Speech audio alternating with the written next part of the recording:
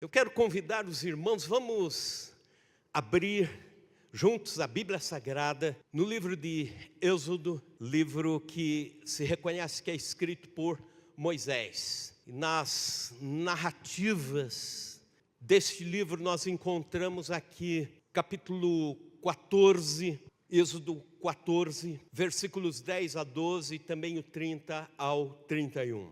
Nós acabamos de cantar sobre isso.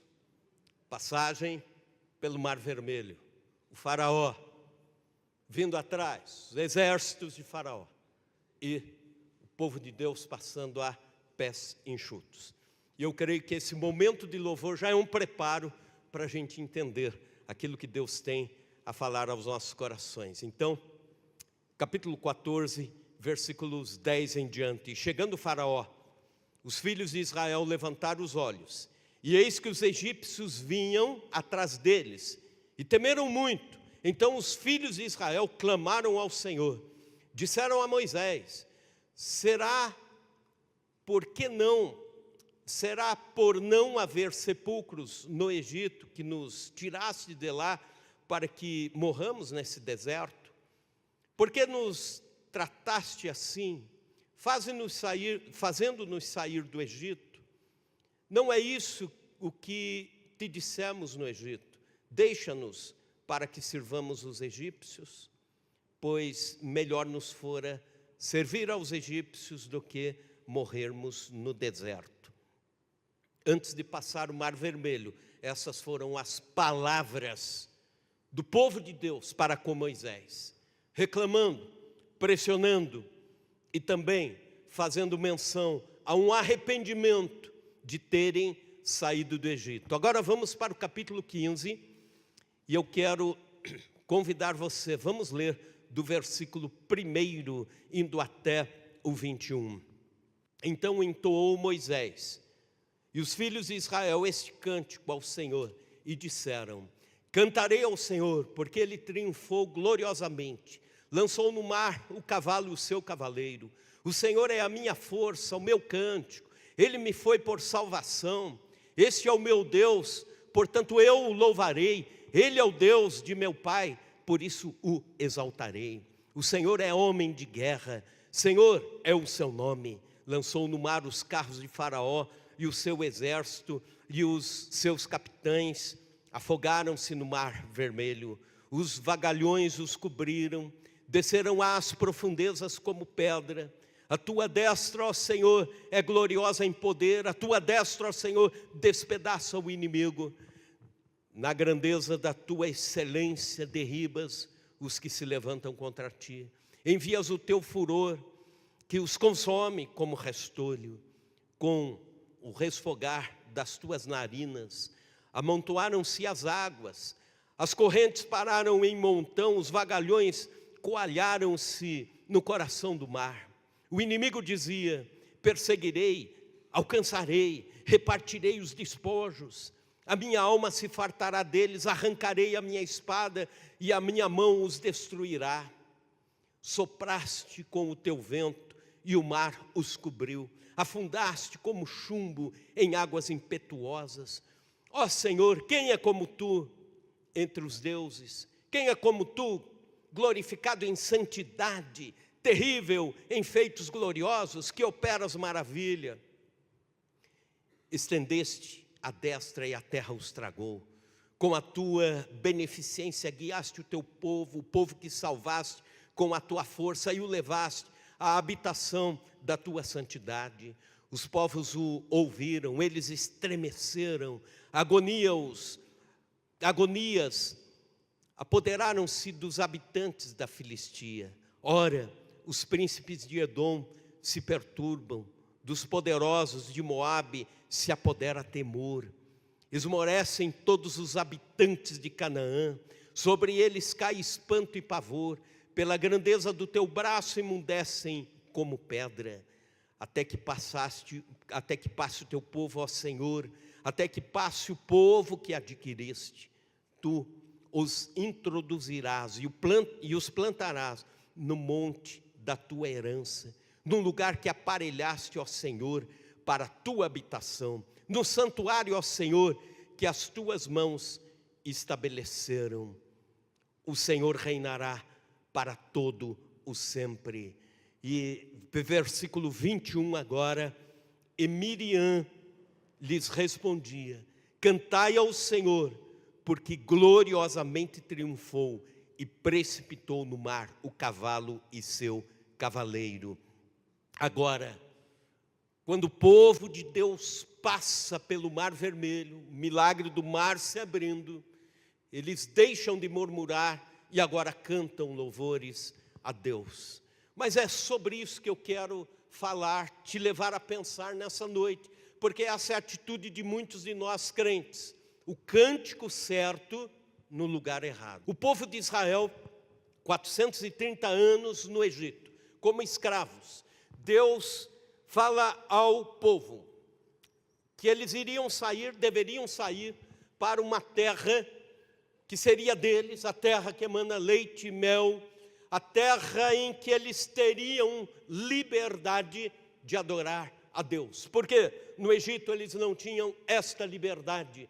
Deus não estava sendo adorado, porque nem havia tempo para adorar, dado a carga de trabalho que os escravos hebreus tinham e sofriam. Pois bem, e as 10 pragas acontecem, você sabe a história, o povo de Deus é milagrosamente liberto, mas quando eles estão indo a caminho da terra prometida, o faraó se arrepende de ter deixado o povo ir. O exército de faraó vem junto com o faraó pessoalmente, e eles vêm para levar de volta o povo escravo. 600.000 homens, diz a Bíblia, saíram do Egito, indo para a terra de Canaã, fora mulheres e crianças. Imagina-se um contingente em torno de 2 milhões de pessoas saindo do Egito, do delta do Egito, e indo para uma terra que Deus havia preparado. Pois bem, mas quando eles chegam no Mar Vermelho, olhando para trás, o exército vindo, faraó vindo, as carruagens, as bigas vindo, as armas e montes dos dois lados, não tinha para onde fugir, e o Mar Vermelho pela frente. E o povo de Deus começou a murmurar, começou a reclamar. Então, esse lado a gente chama agora de o lado da provação. Aí eles passam o mar, o milagre da abertura do Mar Vermelho, e depois que eles passam, o mar se fecha e consome todo o exército de Faraó. E agora eles estão do outro lado do mar, e então eu chamaria de o lado da aprovação.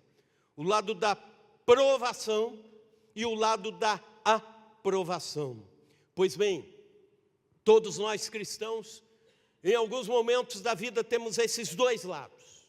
Quando estamos frente ao sofrimento, quando estamos frente às mazelas da vida, quando estamos frente aos dilemas da vida, temos o lado da provação e o lado da aprovação, ou talvez até reprovação, não indo para o lado da aprovação. O verdadeiro cristão é aquele que adora, aquele que declara a sua fé, que declara a sua confiança em Deus, e adora a Deus, e canta a Deus, o capítulo 15 que nós lemos, mas do lado da provação. Ao contrário do que o povo de Deus fez, no lado de cá, eles murmuraram, reclamaram e se arrependeram de terem saído do Egito. Cantar sobre fé depois de uma vitória é fácil. Testemunhar sobre esperança depois que a resolução já veio não é algo surpreendente. Isso até os ímpios fazem, até quem não conhece a Deus faz. Nós precisamos adorar, louvar, servir, agradecer, cultuar, mesmo estando no lado da provação. A quem no Mar Vermelho? Falar sobre confiança depois da calmaria é a lógica. Isso não é fé, é falar sobre algo que já aconteceu.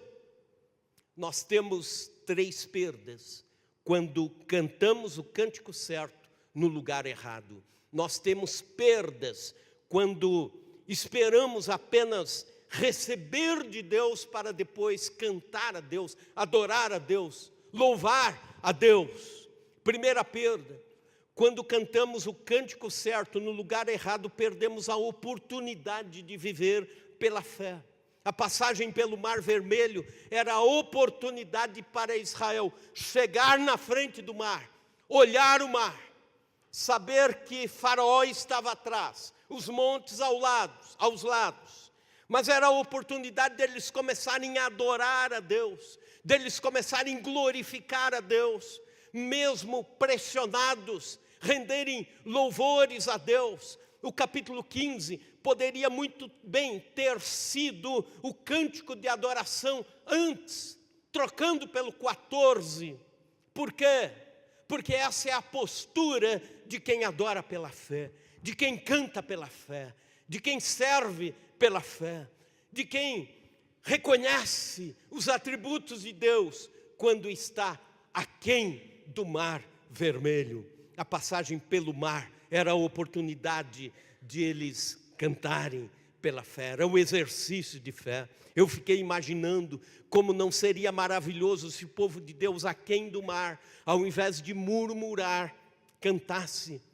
Se ao invés de reclamar, cantasse o que cantou horas depois, cantasse o que cantou dizendo, os versículos 2, por exemplo, o Senhor é a minha força, o meu cântico, Ele me foi por salvação, este é o Deus, porquanto eu o louvarei, Ele é o Deus de meu Pai, por isso o exaltarei. Seria tão diferente se aquém do mar eles cantassem dizendo, o Senhor é homem de guerra, o Senhor é o seu nome, ou como está no versículo 7, na grandeza da tua excelência, derriba os que se levantam contra ti, envias o teu furor. Seria diferente se eles tão somente adorassem do lado de cá, adorassem no lugar certo, adorassem mesmo não vendo os resultados daquilo pelo qual estavam cantando a Deus. Aliás, é isso a definição de fé. Hebreus 11, versículo 1. Ora, a fé é a certeza das coisas que se esperam, a convicção dos fatos que não se veem. Isto é, não vemos o mar se abrir, mas já estamos cantando, prevendo que o Senhor vai abrir o mar. Já estamos cantando, e quem canta, quem adora, está adorando pela fé, aquém do mar. Quando alguém deixa de adorar a Deus em meio às provações e troca adoração por reclamação, está perdendo a chance de viver pela fé. Quando alguém deixa de orar em meio às tribulações, está perdendo a chance. Quando alguém deixa de buscar ao Senhor em meio às tempestades, está abdicando da oportunidade de viver pela fé. O viver pela fé nos ensina a ter os pés no presente, mas os olhos no futuro. O viver pela fé nos ensina a alegrar o coração, ainda pelo que está para acontecer, mesmo que o que está para acontecer não aconteça do jeito que a gente está querendo ou prevendo, mas no jeito de Deus. O viver pela fé nos ensina a agradecer antes da oração respondida, mesmo que a oração respondida não seja da forma que nós queríamos. O viver pela fé nos ensina a celebrar a soberania de Deus antes de visualizarmos as soluções para os nossos problemas. Quando vivemos pela fé, o futuro não é um fantasma. Quando vivemos pela fé, o que vem pela frente já não é um terror. Existem cristãos ansiosos pelo que vai acontecer no mês que vem, pelo que vai acontecer no ano que vem, pelo que vai acontecer na economia do Brasil, na economia mundial, o que vai acontecer com a família, o que vai acontecer com o namoro, o que vai acontecer. Não se preocupe com isso. Viva pela fé. Viva pela fé.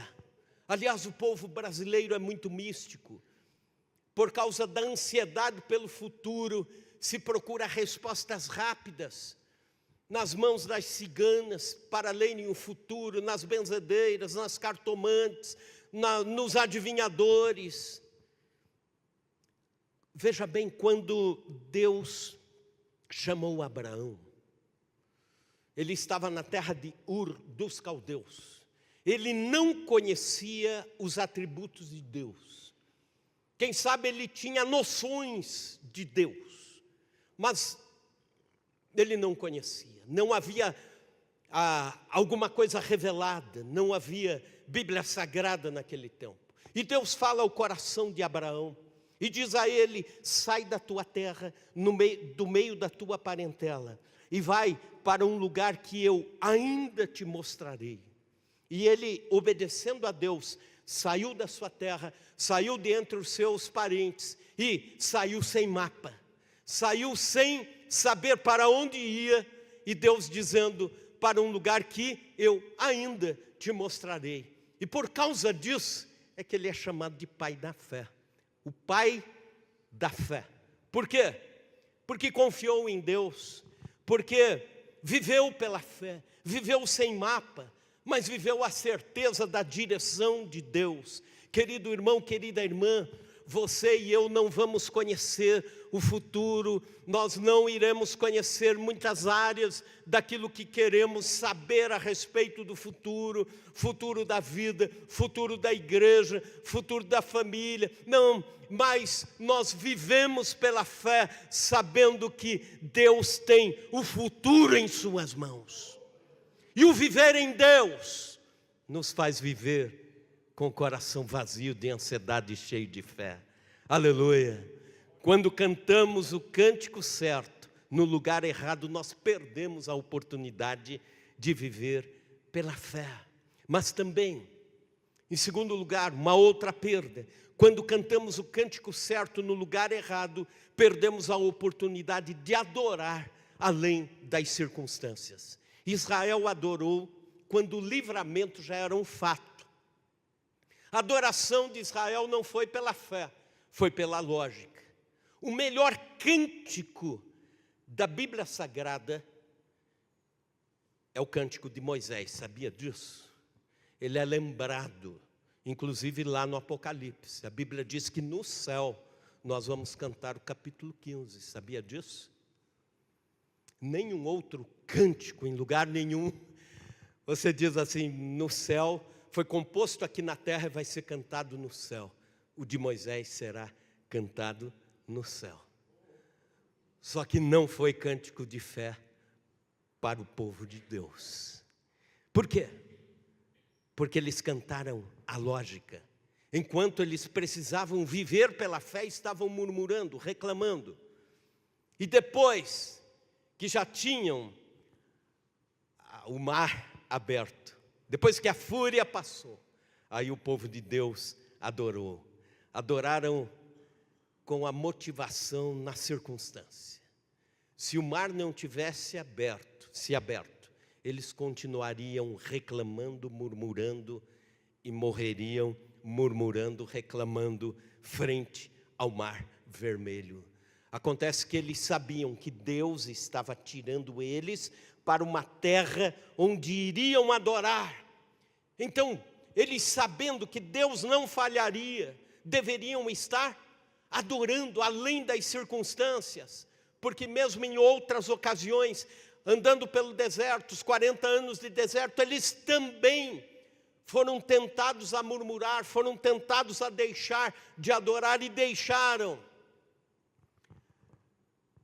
É adoração motivada pela troca. Deus, resolva o meu problema que depois eu te adoro. Senhor, resolva esse problema na minha vida, aí sim eu vou saber que o Senhor me ama.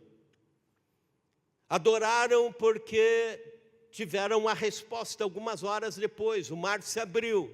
Adoraram porque os ventos já eram favoráveis. É adoração condicional. Se Israel adorasse antes do Mar Vermelho, seria adoração incondicional. Não importa qual a circunstância, eu continuo a adorar a Deus. Essa seria a lógica do povo de Israel.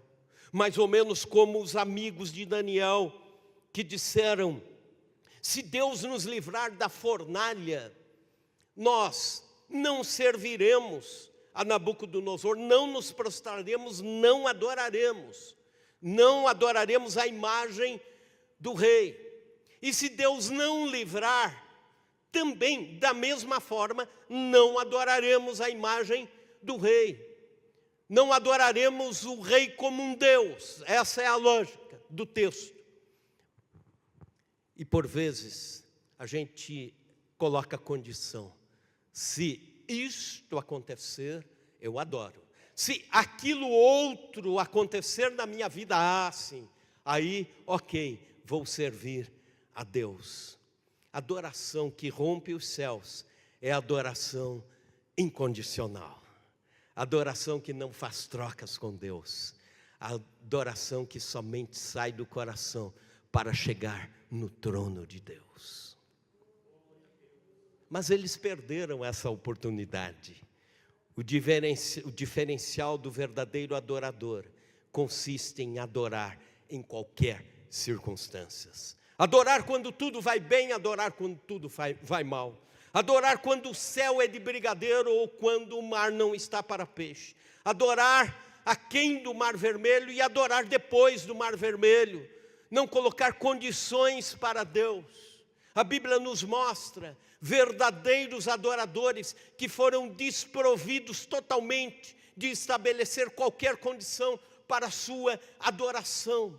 E a adoração desses homens entra para a história como uma lição, como um legado para todos nós cristãos. Como por exemplo Jó, depois de perder tudo, perdeu os seus bens, perdeu os filhos, perdeu a saúde. E ele diz no capítulo 1, versículos 20 e 21, então Jó se levantou, rasgou o seu manto, raspou a sua cabeça, lançou-se em terra e adorou e disse: nu saí do ventre da minha mãe e nu voltarei. O Senhor o deu, o Senhor tomou, bendito seja o nome do Senhor. Isso é adoração verdadeira. Mesmo perdendo, ele está dizendo: eu te louvo, Senhor, eu te adoro, Senhor. Davi adorou nas circunstâncias mais adversas. E quando eu olho alguns dos salmos da Bíblia, as histórias dos salmos da Bíblia, eu fico pensando: comigo talvez seria diferente. Quem sabe eu não teria essa disposição de Davi em adorar. Veja, por exemplo, o Salmo 3, que diz, Salmo 3, indo do versículo 3, indo até o 5. Porém tu, Senhor, és o meu escudo, és a glória e o que exaltas a minha cabeça. Com a minha voz clamo ao Senhor, e Ele do seu santo monte me responde. Deito-me e logo pego no sono. Acordo porque o Senhor me sustenta. Sabe quando ele escreve esse salmo? Ele não escreve num estúdio de música, compondo com a sua harpa. Ele escreve no deserto, quando fugia do seu filho Absalão, que queria matá-lo para ter o trono. E é nessa ocasião que ele escreve esse salmo adorando a Deus. Salmo 34, versículos 1 a 7. Veja comigo o que ele está escrevendo. Bendirei o Senhor em todo tempo, o seu louvor estará sempre nos meus lábios. Gloriar-se-á no Senhor a minha alma, os humildes o ouvirão e se alegrarão. Engrandecei ao Senhor comigo. Agora ele chamando para adorar a todos, uma só, exaltemos o seu nome. Busquei o Senhor e Ele me respondeu, livrou-me de todos os seus temores. Contemplai-o e sereis iluminados, e o vosso rosto jamais sofrerá vexame. Clamou este aflito e o Senhor ouviu e o livrou de todas as suas tribulações. O anjo do Senhor acampa-se ao redor daqueles que o temem e os livra. Sabe quando ele escreve esse salmo? Quando ele se fingia de louco, quando foi pego pelo Abimeleque, rei inimigo. E para não morrer, ele se finge de louco, porque pela tradição da época não se podia prender, ou castigar, ou torturar, ou matar alguém que estivesse fora das suas faculdades mentais. Então ele, na humilhação de não morrer, na ideia de não morrer, no defender a sua vida, ele se finge de louco. É nessa situação que ele escreve esse salmo. Salmo 56, versículos 3 e 4, veja comigo. Em me vindo o temor, hei de confiar em ti. Em Deus cuja palavra eu exalto, nesse Deus ponho a minha confiança e nada temerei. Que me pode fazer o homem mortal? Ele escreve este salmo quando está cercado pelo exército de Saul. A casa onde ele estava cercado, ele poderia morrer em alguns minutos, mas está cantando e adorando a Deus com essas palavras. Salmo 63, versos 2 e 3, veja comigo. Assim eu te contemplo no santuário, para ver a tua força e a tua glória, porque a tua graça é melhor do que a vida. Meus lábios te louvam. Sabe quando ele escreve isso? Quando está fugindo de Absalão, porque Absalão quer matá-lo para ter o seu trono. Ele adora independente das circunstâncias. O que eu quero perguntar, quando você está sendo espremido pela vida, o que sai da sua boca? O que sai dos seus lábios? Deixe fluir adoração a Deus. Deixe fluir louvor a Deus. Maria, uma jovem solteira, adolescente, serva de Deus, bendita entre as mulheres, mas de repente o anjo Gabriel vem e lhe anuncia que ela ficará grávida do Espírito Santo, de forma milagrosa, e ela já sabia, se isso acontecer, e vai acontecer, é palavra de Deus, o que eu faço agora? Eu sou uma jovem, solteira ainda, numa população extremamente conservadora, vão me apedrejar, vão difamar minha família, vão desonrar meus pais, não vão acreditar nisso. No entanto, veja o que ela diz, a resposta dela ao Senhor: minha alma engrandece ao Senhor, meu espírito se alegra em Deus, meu Salvador. Aleluia. Paulo e Silas, açoitados, com os pés no tronco, lá na cidade de Filipos, quando estavam presos como agitadores, tão somente porque estavam evangelizando na cidade.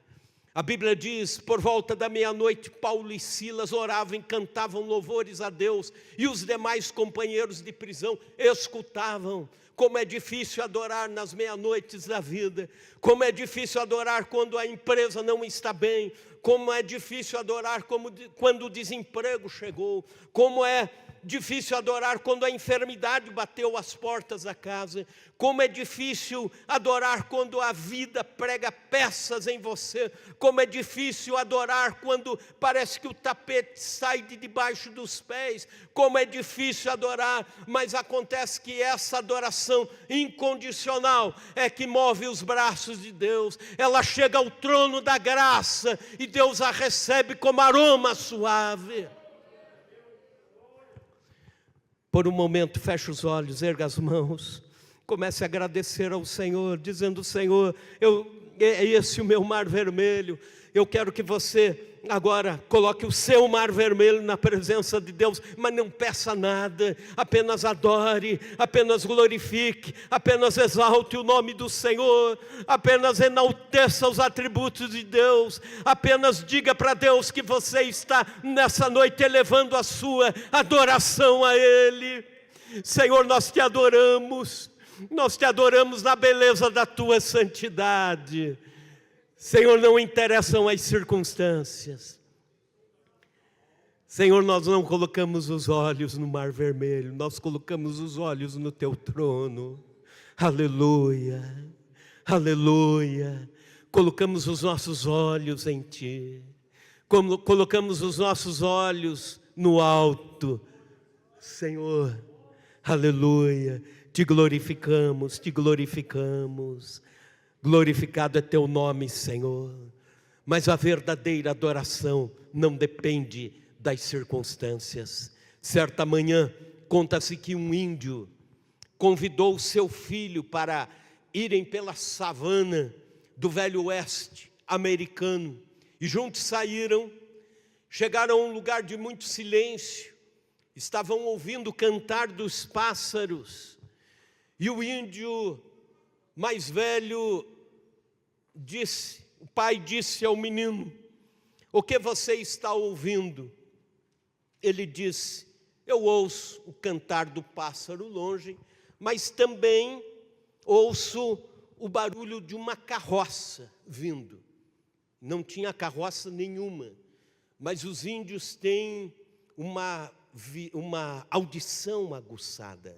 E o pai colocou o ouvido no chão e disse: sim, é uma carroça vazia que está vindo. E aí o menininho disse: pai, que é uma carroça eu já sei, mas como você sabe que é uma carroça vazia? E o pai disse: filho, pelo barulho nós sabemos é uma carroça vazia. E eu fiquei pensando nisso, de que existem pessoas que quando vão chegando pelo barulho, você sabe se é um crente cheio do Espírito Santo ou um crente vazio. Se é uma carroça vazia, vem reclamando da vida, vem murmurando, vem encontrando falhas em tudo e em todos, vem semeando contendas, vem falando mal do irmão, vem falando mal da empresa, vem falando mal da nação, vem falando mal do governo. É o crente vazio. Mas quando o crente vem cheio do Espírito Santo, ele vem como Paulo escreve aos Efésios, falando entre vós em salmos, falando entre vós em cânticos de louvor, de coração a Deus, com hinos, cânticos espirituais, dando sempre ações de graças a Deus por tudo, em nome do nosso Senhor Jesus Cristo. É aquele que vem em adoração, ele vem com a carroça cheia, vem com fé, vem trazendo em suas palavras dons espirituais, alegria do Senhor, vem testemunhando os feitos de Deus, vem trazendo sorriso nos lábios, vem trazendo gratidão ao Senhor, vem trazendo palavras de intercessão por aqueles que precisam. É porque ele está cheio do Espírito Santo, é a carroça cheia.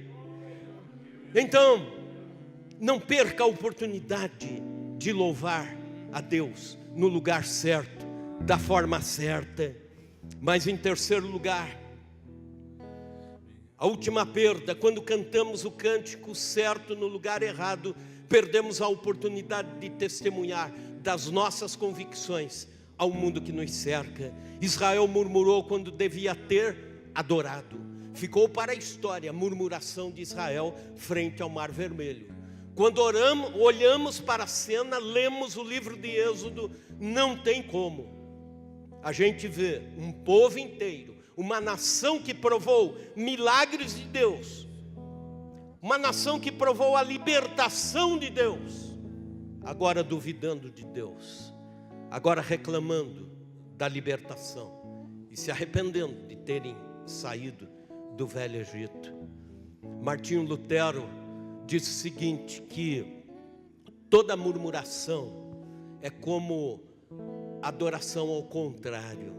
A murmuração é música aos ouvidos de Satanás.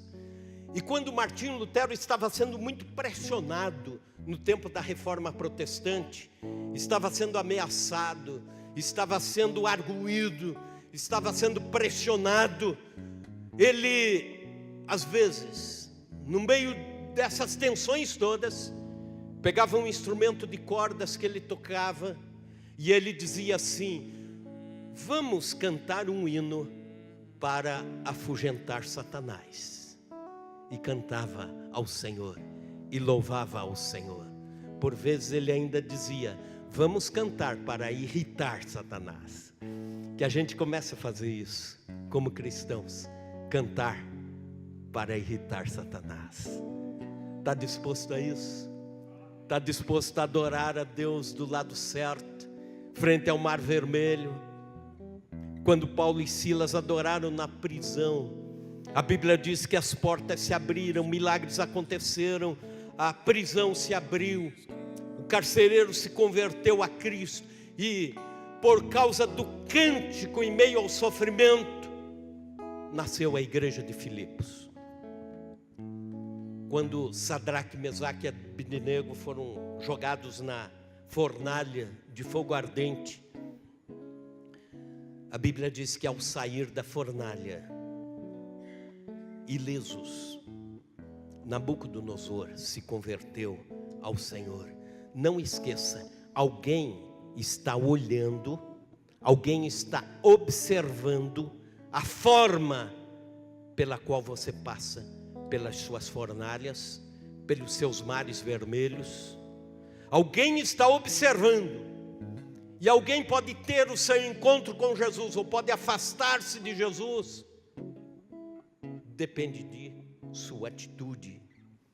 Quando cantamos o cântico certo no lugar errado, perdemos a oportunidade de testemunhar os feitos de Deus, a graça de Deus, a bênção de Deus. E quando cantamos o cântico certo, no lugar certo, nós somos adoradores como Abacuque, que dizia: ainda que a figueira não floresça, nem o fruto da vide, ainda que o produto da oliveira minta e os campos não produzam mantimento, as ovelhas sejam arrebatadas do aprisco, todavia eu me alegro no Senhor e exulto no Deus da minha salvação. O Senhor Deus é a minha fortaleza e faz os meus pés como os da corça. Ele me faz andar altaneiramente. Cântico certo, no lugar certo.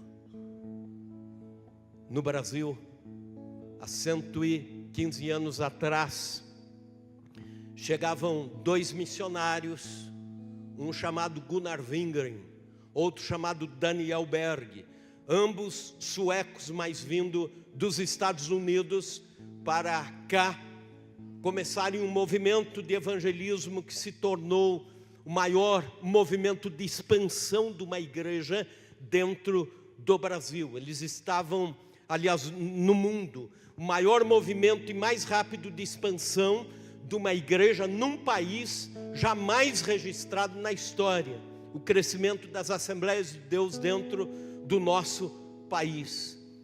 E chega uma época que o Gunnar Wingren sai do Rio de Janeiro, onde toda a igreja já está estruturada, do Rio de Janeiro para baixo, e ele vai para o Nordeste com a sua família. Vai dar suporte aos missionários que estão chegando lá e começar lá também o trabalho de expansão. E lá, no estado das Alagoas, a sua filhinha morre. Sua filhinha pequena, depois de algumas malárias, não resistiu e morreu. A dor da perda era enorme para Gunnar Wingren e Frida, sua esposa. O missionário quis sepultar a sua filhinha num cemitério e lhe foi negado. O padre da cidade disse: essa menina é pagã, ela não pertence ao nosso povo, então não vamos deixá-la ser sepultada aqui. E ele ficou muito aflito com aquilo. Seu coração estava esmagado pela dor da rejeição somada à dor da perda. Pois bem, e ele, reclamando disso, sendo tentado a murmurar, entrou na sua casa e ficou remoendo aquela situação, aquela circunstância.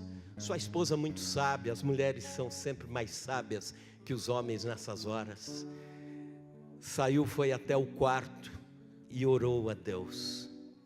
O Espírito Santo lhe inspirou de uma forma que ela compôs o hino que diz o seguinte: bem-aventurado que confia no Senhor, como fez Abraão. Ele creu ainda que não via, e assim a sua fé não foi em vão. É feliz quem segue fielmente nos caminhos santos do Senhor. Na tribulação é paciente, esperando no seu Salvador. E ela coloca mais algumas estrofes, e quando chega na 4ª estrofe, ela compõe os seguintes versos: quando aqui as flores já fenecem, as dos céus começam a brilhar. Quando as esperanças desvanecem, o aflito crente vai orar. Os mais belos hinos e poesias foram escritos em tribulação, e do céu as lindas melodias se ouviram na escuridão. Não esqueça, os mais belos hinos e poesias foram escritos em tribulação. Que Deus nos leve a adorá-lo, mesmo antes de vermos as vitórias acontecendo. Que Deus nos leve a adorar no lugar certo, na hora certa.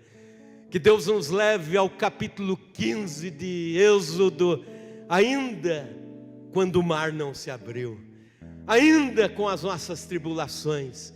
Que Deus nos leve a adorá-lo.